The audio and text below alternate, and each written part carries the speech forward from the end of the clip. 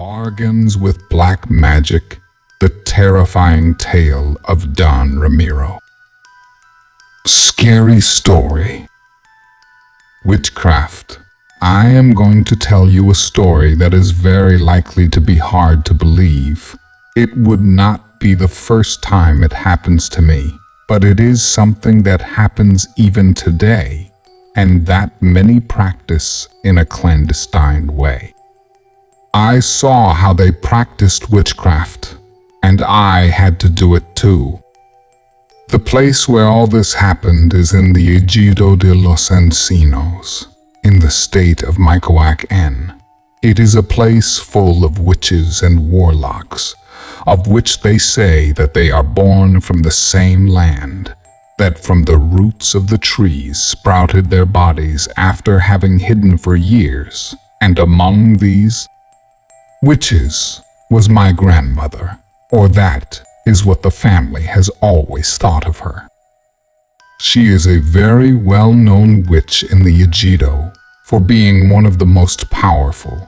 She has been consulted by many people from far away and from the area, even celebrities, because she has the fame of solving things quickly, and especially to mock death.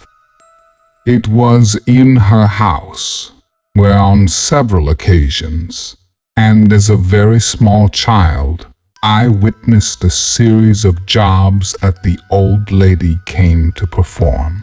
She did not always receive money as payment. Sometimes food or valuables were brought to her. But what she always asked for, regardless of the type of work, was a lock of hair of whoever requested her services, and if they required the work to be effective, she would almost immediately ask for the tip of the little finger of any hand. To be honest, I never knew how many bags of hair and fingers she had stored in her cupboard, but everything was organized with the name of who it belonged to. My grandmother was never exactly that loving person, as many people have their grandparents. Many times I wished I had an ordinary grandmother, but I had the misfortune of carrying in my blood her black magic. Once a desperate man came to ask her for help. Whenever a client arrived without an appointment, my mother always made them wait outside the house under the oak tree that covered most of the house.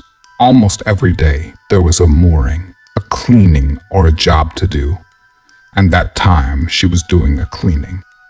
My mother was the one who approached them and took their information, and she always carried with her a pair of scissors or a butcher knife with a sharp edge. That man did not want to pay with his hair, so my mother asked her to accompany him to a stump they had at the side of the house. It was the favorite place to make the transaction because it was the farthest area and the screams did not interrupt the sessions. I did not like to see that, and much less to hear it. They shouted very loudly, but after a while they stopped. That guy put his hand on the stump, and my mother gave him a branch wrapped in a rag. He asked him to bite it hard, and without warning the man, my mother made a quick cut.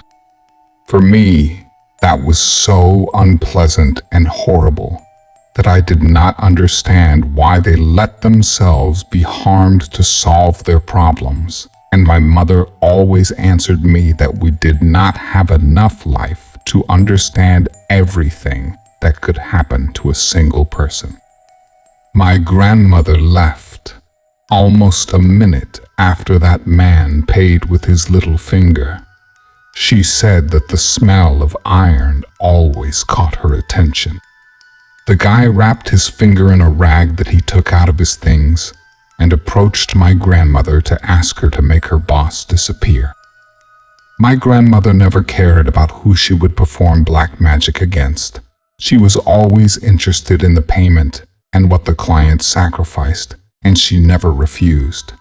She always accepted the jobs that were asked of her, so she invited him to come to the house, and a little more than 30 Minutes later, they both left, and she reminded him of the instructions. The guy left very happy, and the next morning, there he was in front of the door with a rooster with white feathers in his arms. My grandmother saw him and laughed. She took the rooster in her arms and invited him in. She told him to wait in the oak tree while she finished the work. My mother went out to receive the rooster, and my grandmother handed him to him, asking him to make him some broth. While waiting for the man sitting under the oak tree, I was curious to ask him if his hand was not hurting. He saw it and, smiling, told me that at first it did hurt. His hand felt very hot, but now everything was in order. His finger was still throbbing, but it was less and less. The guy introduced himself to me. He told me his name was Ramiro and that he was 19 years old. I gave him my name and my age too, and he told me that he beat me by several years. That's how I stayed with him, talking for more than 2 hours, until my mother arrived with a big plate of broth. It really looked delicious, and I asked my mother if I could eat it too, and she told me emphatically, only Ramiro could eat it. It looked very appetizing to me, but it was strange that Ramiro had a hard time eating it. Every spoonful I gave him seemed like he thought about it a lot, so much so that the remaining broth got cold and they had to heat it up again. You could see that every sip he took was hard to pass, and after a long time in which I could only see Ramiro gagging and eating in parts, he finished it all. My grandmother left the house and told him that first thing in the morning, his problems would be solved. Ramiro took out a sack of money and gave it to my mother. He said goodbye to everyone and to me by name. I did not see him again for a long time, until 10 years later. During those 10 years, the clientele diminished. People still visited, but not with the same intensity as before. There were days when my grandmother would go away for several days and come back stinking of mud and other things, but she always brought something for her moorings. Her methods became a little stranger, to such a degree that she would ask to do her work behind closed doors alone with the client. And one afternoon, after several years, Don Ramiro came back to the house looking for my grandmother again. He was a very different person from the one I had known before. He was no longer dressed in a tattered and disheveled way. On the contrary, he looked very well dressed and very good looking. I couldn't help but notice his left hand where his little finger was missing. He recognized me instantly, asking me if I remembered him, and after several minutes of catching up, my mother came out to get him, inviting him in. They spent a couple of hours talking, much longer than usual, when suddenly my grandmother came out of the house and asked me to come in. Sitting on the floor, Ramiro was clutching his right hand with a rag covered in blood. My mother asked me to sit next to her while Grandma finished mixing some herbs. The three of us remained silent until my grandmother stopped mumbling something. She mentioned that Don Ramiro had a proposal which consisted of taking me to another state so that I could have a better quality of life. Don Ramiro would have to finish a job he had asked my grandmother to do, and he would return the next day so that I could go with him. I didn't know what to say, but I looked at my mother, waiting for her to refuse or say something, but she didn't say anything. However, I noticed that tears were flowing from her eyes. Don Ramiro assured me that he would take care of me and that I had nothing to worry about. He got up from his place and said goodbye to the three of us. No matter how hard I tried to make grandmother see reason, she always ignored me. She had never given me my place as her granddaughter, and that made me think that she never loved me. I had no plans to follow Don Ramiro, but my mother was already bewitched by my grandmother, and she only behaved like a puppet. He entered the house and gave them to my mother. She took them inside the house without saying a word. Don Ramiro sat down under the Encino tree and asked me to come closer to talk to him. It was then I took the opportunity to tell him that I did not agree to follow him, but he interrupted me, telling me that it would be the best for both of us. We discussed for more than an hour when my mother arrived with 2 ready plates of chicken broth. This time both smelled very bad. The heads of the roosters were floating in the broth, and the liquid looked thick and foamy. When Don Ramiro looked at them, he could not avoid the disgust and vomited on the side of the oak tree. My mother asked him to follow him to the dining room, where she offered him a seat, and he began to eat. Don Ramiro could not help but be disgusted again, but now it was because of the smell. My grandmother entered the dining room and told him that if those dishes were not completely eaten, the witchcraft would have no effect. I analyzed the situation and came to the conclusion that Don Ramiro would take more than 2 hours to finish his meal. It gave me enough time to continue convincing my grandmother or escape in the worst case scenario. My grandmother retired to another room, so I hurried to talk to her. I stood at the door watching how she kept roots and spices in her jars. I tried to find the best way to talk to her because before I said anything, she told me that she would give me a job to do. She approached me and took a lock of my hair and cut it with scissors. She looked among her jars, a handful of toothpicks, and tied them with my hair. She lit a black candle that she had at her side and burned them from the tip for a couple of seconds. He opened another jar with turmeric extract and impregnated the tip of the toothpicks with it. He approached me and gave them to me.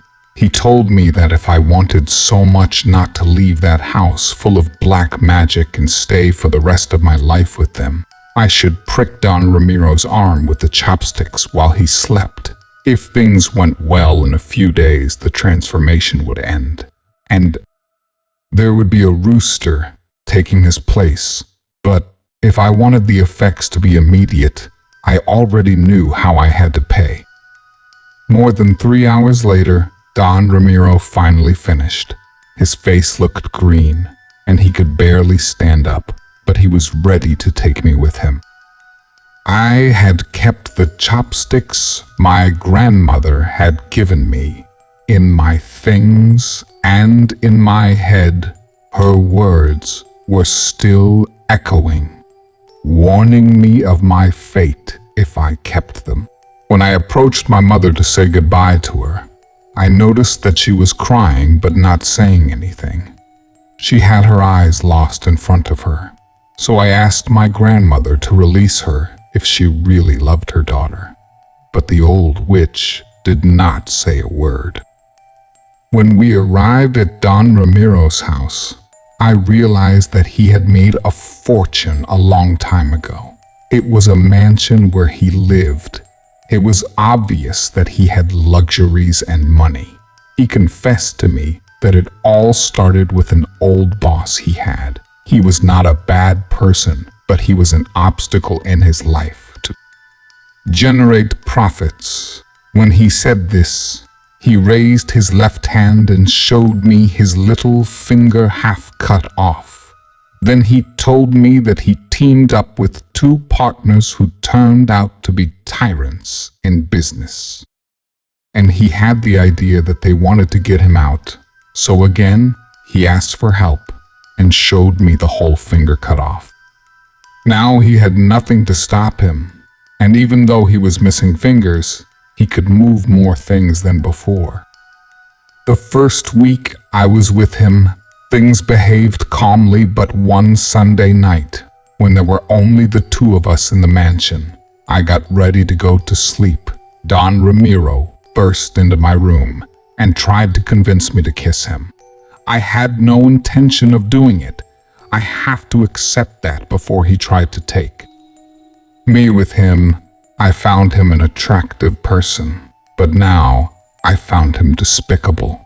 I refused to do it, but he forced me to answer him, so I bit him in the mouth, and he threw himself to the floor with a blow.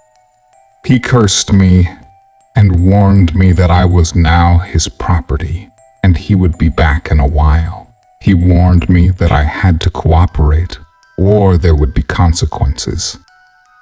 He closed the door, leaving me alone, so I got up and ran to my suitcase. I didn't have days to wait for him to change, so I had no choice but to cut my finger off.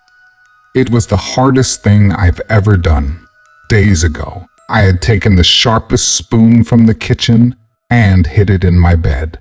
I had done it to defend myself, in case Don Ramiro tried something like that. But I wanted to see him suffer for the damage he wanted to do to me.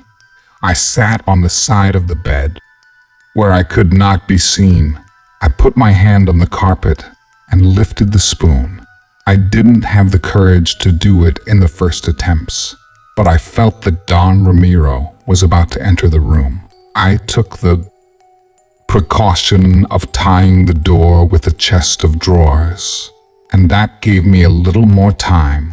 It took me a minute to breathe a little and take courage when suddenly I heard a knock on the door. I had no more time to waste. I took a wooden comb and bit it, and with a quick movement, I made an almost complete and slightly crooked cut. It hurt me a lot. My hand was throbbing so much that I couldn't stand the pain. The door was almost open, so I hurried to take out the toothpicks, and I filled them with my blood from the piece of my little finger.